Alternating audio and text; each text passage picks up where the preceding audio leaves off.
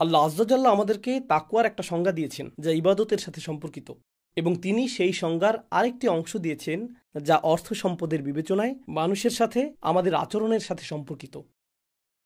আর এই দুটির সমন্বয়েই তাকওয়া গঠিত।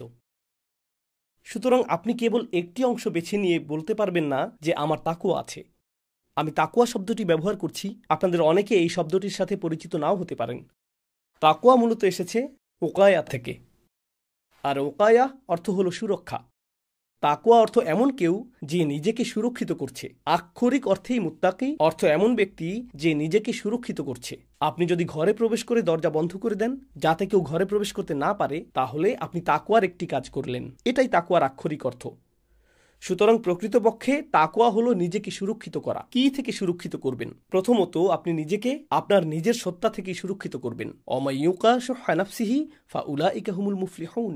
যাকে সুরক্ষিত করা হয়েছে একই শব্দমূল থেকে, ইউকা, তাকওয়া থেকে এসেছে। অমাইয়ুকা শুহ্হা নাফসিহি অর্থাৎ যাকে নিজের মধ্যকার লালসা থেকে সুরক্ষিত করা হয়েছে সেই সফল মানুষ। আল্লাহ এমনটাই বলেছেন। তাকওয়ার কাজ হলো আপনাকে আপনার থেকেই সুরক্ষিত করা, আমাকে আমার থেকেই সুরক্ষিত করা। আমার অভ্যন্তরে একটি ভয়ঙ্কর লোভী, স্বার্থপর, আত্মপূজারী এবং বিষাক্ত সত্তা আছে। এটা আমার ভিতরে রয়েছে। আমার অভ্যন্তরে একটি ভয়ানক নফস আছে। এটা বিদ্যমান এবং এটা একটা দানব। আর আমার সেই অংশ থেকে আমার নিজেকে সুরক্ষিত রাখতে হবে।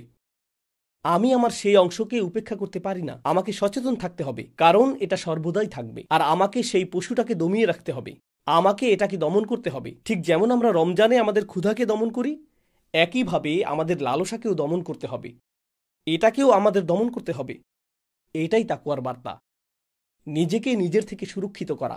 এরপর সেখান থেকে শুরু হয় নিজেকে আল্লাহর অসন্তুষ্টি থেকে সুরক্ষিত করা, নিজেকে আল্লাহর ক্রোধ থেকে সুরক্ষিত করা, নিজেকে শাস্তি থেকে সুরক্ষিত করা। ফাত্তাকুন নার ওয়াত্তাকু ইয়াওমান তুরজাউনা ফিহি ইলাল্লাহ।